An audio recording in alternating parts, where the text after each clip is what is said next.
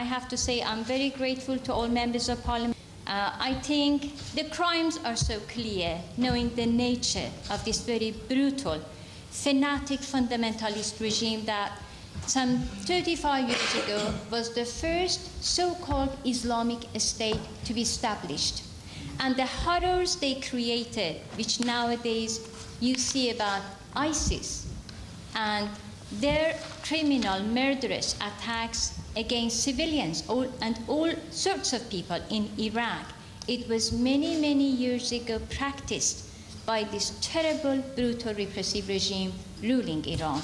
I think the recent brutal acid attacks against women, which total up to be 50% of Iran's population, is an indication on one hand, the true nature of the mullahs and their fanaticism and their abuse and misuse of Islam and religion.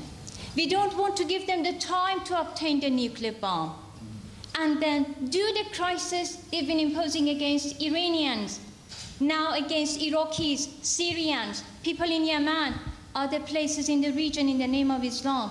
We don't want them to be left with the chaos, with the terror, with sectarian war, with the hatred amongst them of Muslims fighting one another or fighting against the West or fighting against the Christians. That is not the issue. The issue is humanity, democracy, women's rights is equal to human rights. We cannot be silent in the face of such repression. The mullahs are the most terrified of them because they are the solution.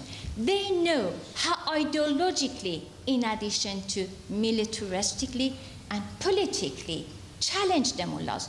We need their hands to be cut off from meddling into the affairs of Iraq, Syria, Yemen, and the Middle East, because all they do is just to export hate, terror, chaos, and just destruction.